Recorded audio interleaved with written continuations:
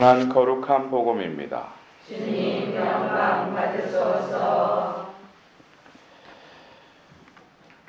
유다인들의 파스카 축제가 가까워지자 예수님께서는 예루살렘에 올라가셨다.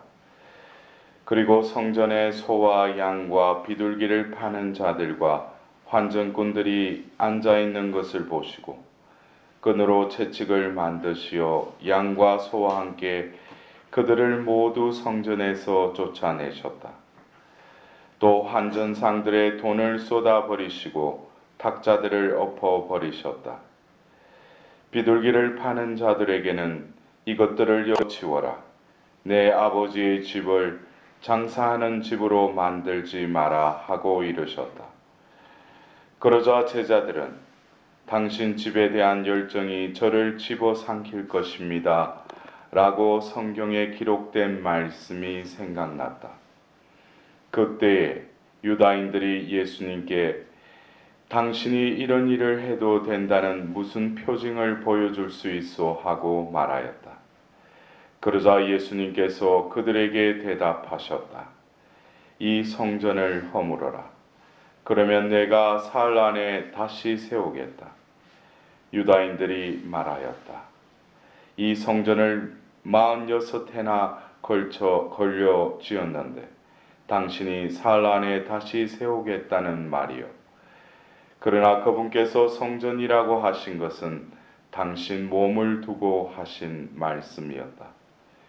예수님께서 죽은 이들 가운데서 되살아나신 뒤에야 제자들은 예수님께서 이 말씀을 하신 것을 기억하고 성경과 그분께서 이르신 말씀을 믿게 되었다. 주님의 말씀입니다. 그리스도님 참배합니다.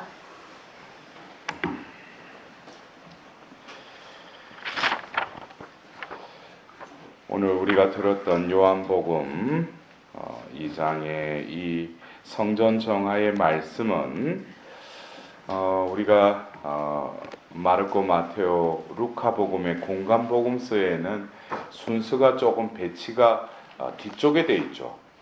근데 예수님이 그 연대기적으로 3년이라는 그 공생애를 하셨으리라고 추정할 수 있는 것이 공간복음을 봐서는 그냥 일의 어떤 여정이 바로 그 말씀을 전하고 예루살렘에 한 번 올라가는 그런 이렇게 여정으로 편집이 되어 있다면은 이 요한 복음에서는 3번에 걸친 것이 이렇게 명확하게 이렇게 구분지어 나타납니다. 예수님께서 우리가 이 공간복음과 달리 세례를 받으시고 나서 이었고 그 예루살렘에서 성전을 정화하는 이 사건을 또 일으키셨다는 거예요. 예수님께 있어서 왜 이 성전 정화를 통해서 왜 이렇게 무리를 일으키는가? 그것은 어쩌면 오늘 이 예수님의 그 말씀에도 내가 사흘 안에 다시 세우겠다라고 하신 바로 이 부활의 사건, 이것과 이 성전 정화는 연결되어 있다는 거예요. 우리가 보통 성전이라는 어떤 의미, 거룩한 곳이죠. 거룩할 성자의 어떤 어떤 전당이라는 어떤 그런 의미인데 왜 그 곳이 거룩해요?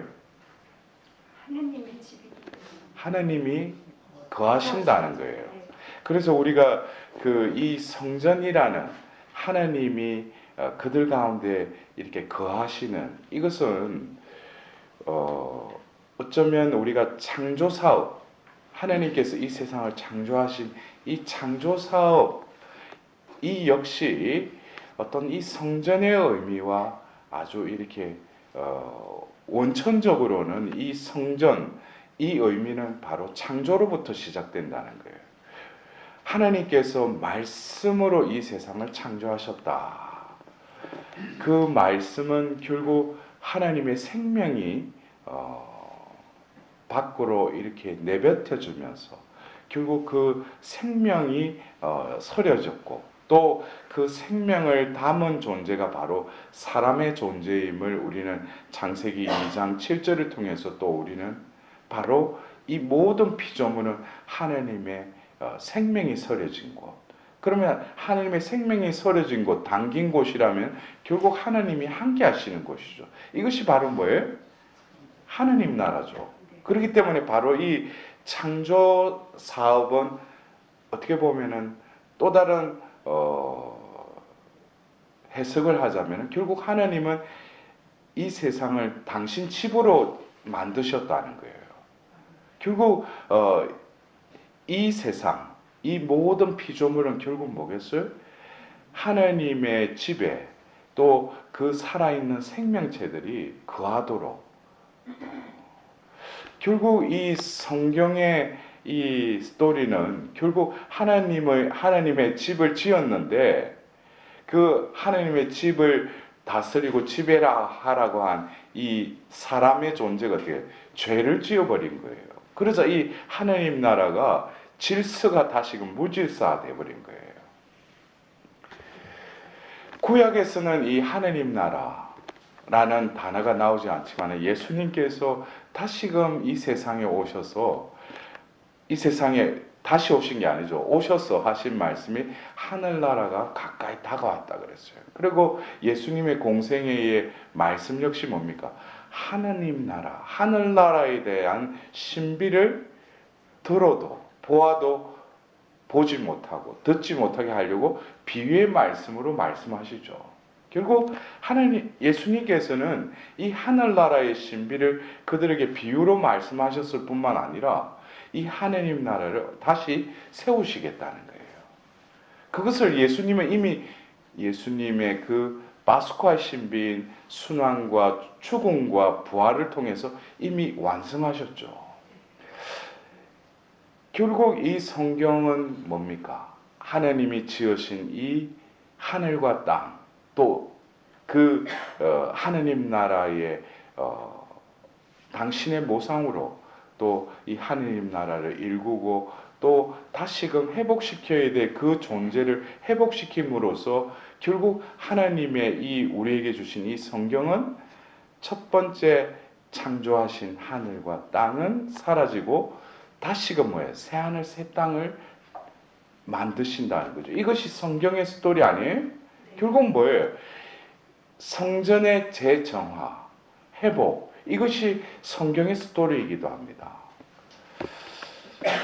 근데 우리가 그 구약의 성전의 개념하고 신약의 성전의 개념, 예수님을 기점으로 해서 그전에는 그러면 성전이 뭔가? 그 말 그대로 하나님이 거하시다는 것은 구약이나 신약이나 공통된 의미예요.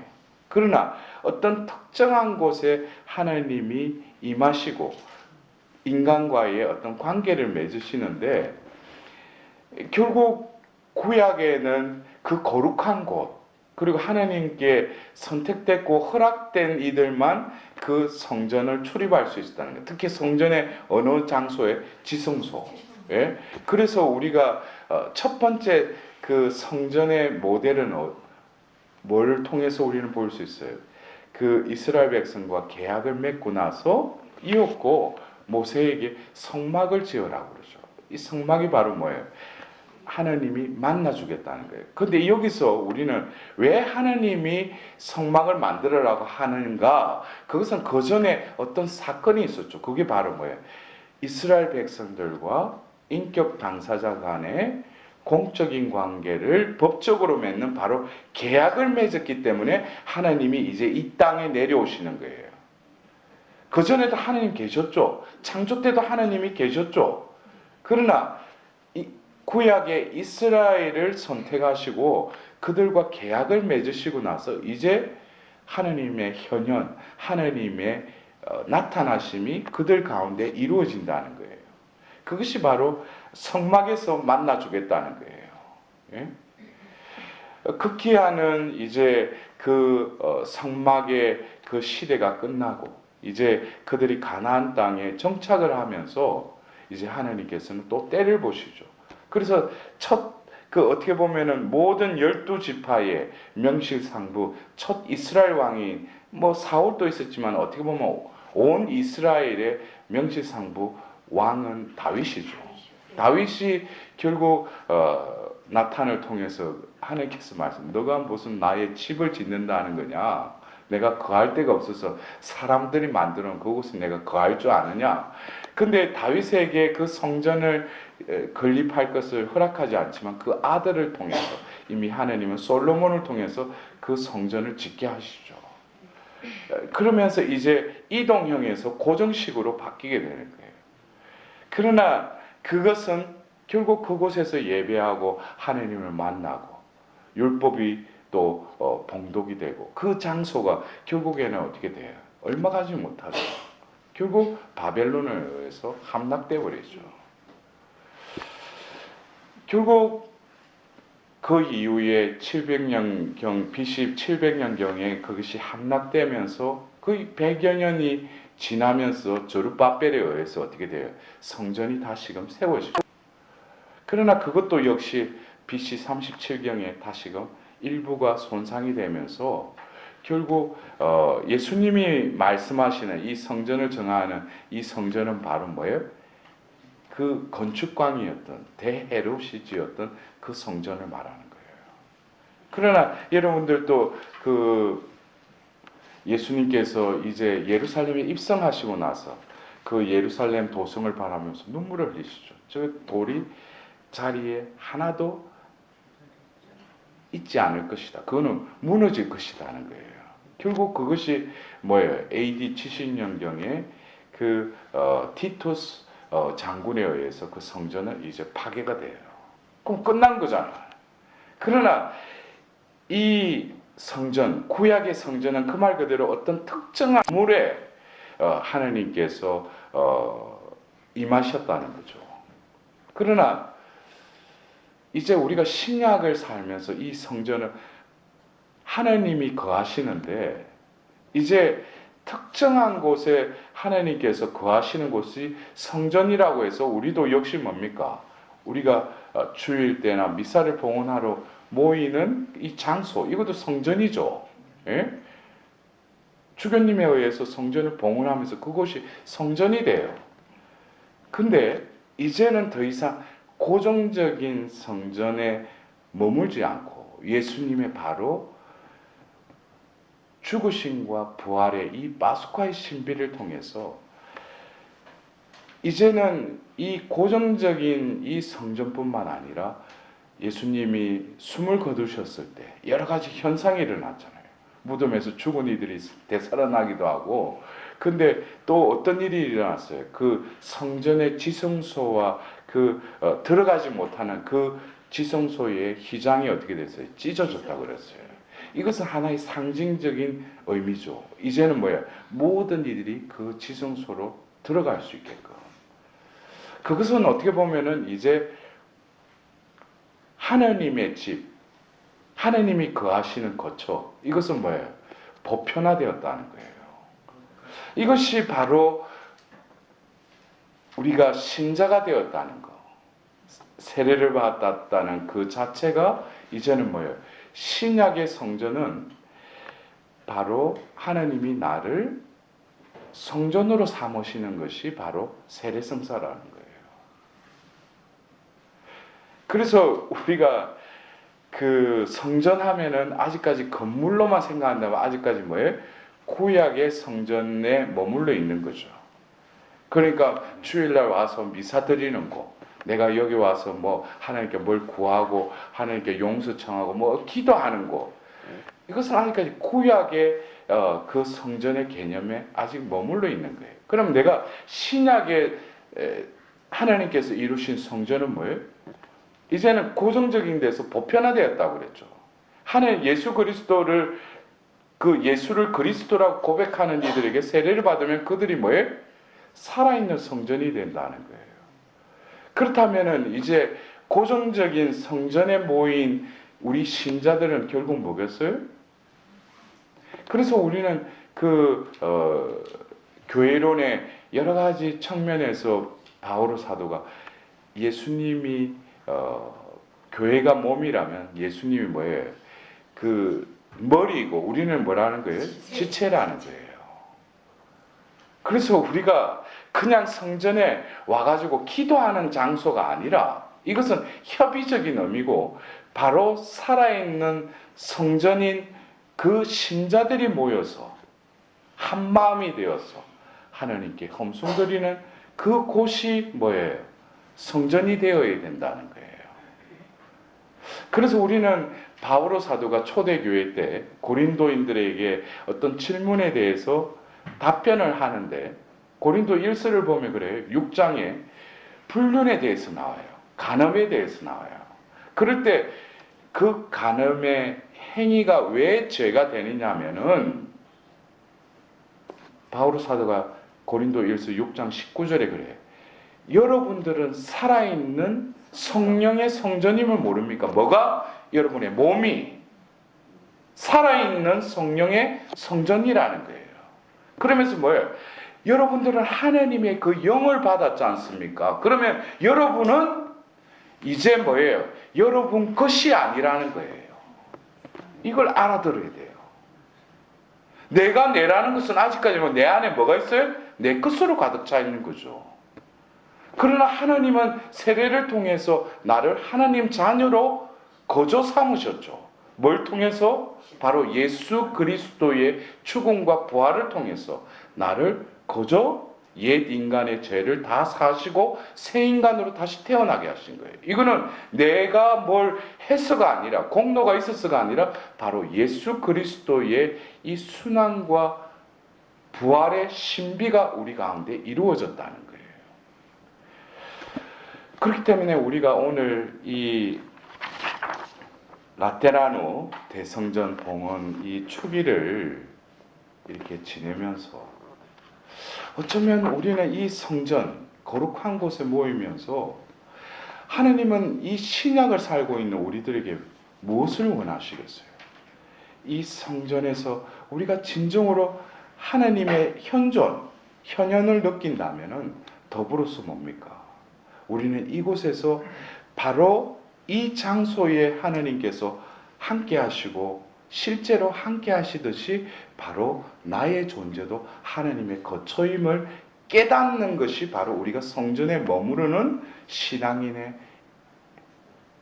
원래의 우리가 가져야 될 마음의 준비라는 거예요. 그래서 우리가 이 성전에 와서 뭡니까? 내가 뭐 원하는 거, 구하는 거, 그 이전에 내가 왜 죄를 지었는가? 죄라는 것은 하나님의 현존을 떠난 상태죠. 하나님 말씀이 없는 상태가 결국 뭐예요? 죄의 상태로 유혹받는 그 통로죠. 결국 우리는 다시금 이 하나님의 성전에 모여서 뭡니까? 바로 예수 그리스도의 지체로서. 여러분들 그렇잖아요. 어디가 쑤시고 어디가 아프면 몸이 아프다고 그러잖아. 예? 어떤 특정 부위가 아픈데 몸 전체가 아프다고 그러잖아요. 그것처럼 우리들도 다 지체라는 거예요. 살아있는 지체인데 자기가 병들었으면 결국 몸이 어떻게 했어요? 아프죠. 그래서 우리가 교회의 어떤 전통에 있어서 어떤 수도회 같은 경우에는 공동 참회 예절을 해요. 이것은 뭐냐면은 수도회 안에 여러 가지 분란이 일어나고 안 좋은 일, 어떤 병든 형제가 있을 때 그것을 어떤 개인적으로 그것을 바라보는 것이 아니라 공동체의 죄를 하나님 앞에 고하고 또 그것을 사함을 받는, 통회하는. 그럴 때 뭐예요? 그 공동체의 주인은 하나님이시라는 거예요. 그럴 때 한 지체가 아프면은 다른 지체도 영향을 받는 거예요. 여러분들 그래요? 가정이라는 이 공동체도 하나님의 성전이죠. 그래서 우리는 뭐예요? 성가정을 이루어 달라고 기도하잖아요. 성가정을 이루려면 내가 먼저 뭐예요? 거룩한 자의 일부분이 돼야지 다른 사람들도 거룩한 자들이 모일 때 결국 뭐겠어요? 이 공동체가 거룩하게 되는 거죠. 남을 위해서 저 사람이 고쳐지고 저 사람이 잘 돼야 된다. 이건 아직까지 뭐예요? 성가정의 본질을 모르는 거예요. 내가 먼저 거룩한 자가 돼야죠. 그리고 우리가 이 교회 공동체 어떻게 보면은 여러분들 우리가 본당이나 세계 곳곳에 가도 뭐예요?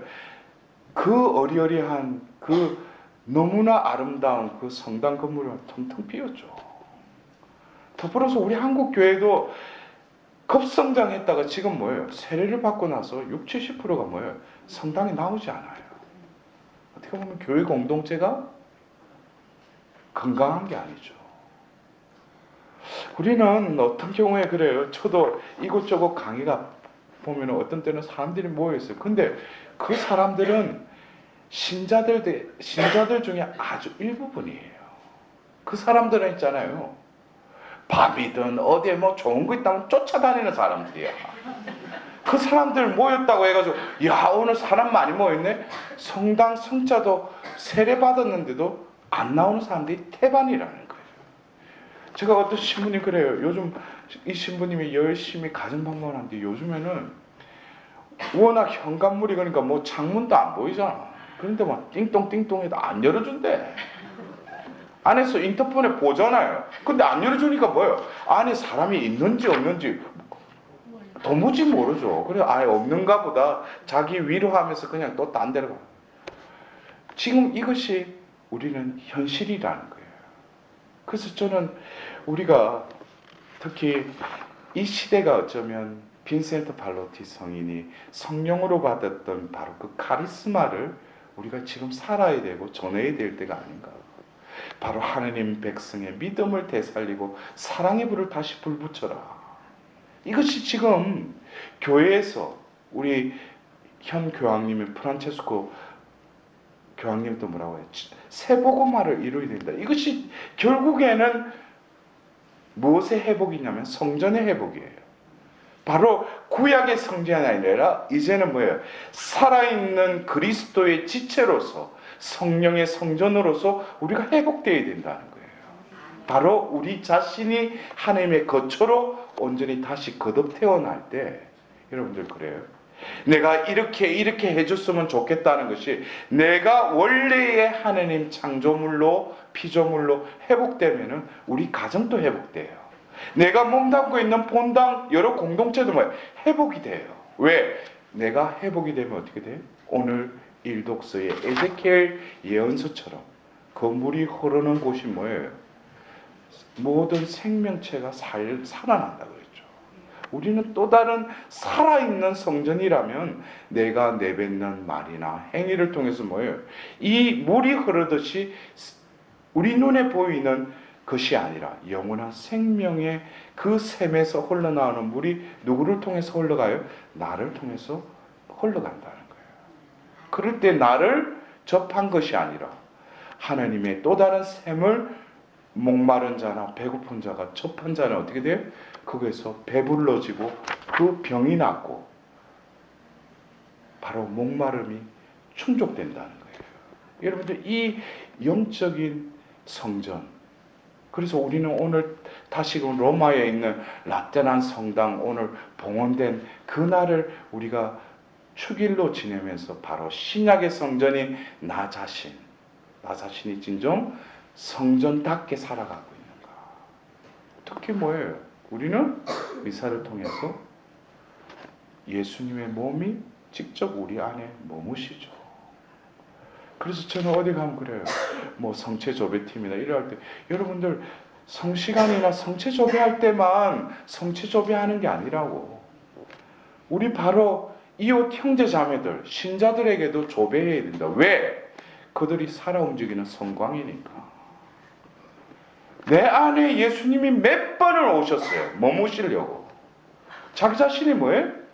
살아있는 움직이는 성광이에요. 내 안에 예수님이 계신데 그렇다면 엄청난 효력이 드러나지 않겠어요? 내가 살아있는 성광으로 내 안에 예수님을 모시고 움직인다면 여러분들 얼마나 우리에게 고귀한 품위를 부여해 주셨는데 나는 그것도 알지도 못할 뿐만 아니라 알려고 하지 않는 그 무지한 상태로 살아가는 나의 닫혀진 그 성전의 문을 오늘 하나님께 열고 진정 하나님의 빛이 다시금 내 존재를 비추시고 성전으로 회복시켜 주시도록 오늘 이 주기를 지내면서 하나님께 자비를 구하도록 합시다.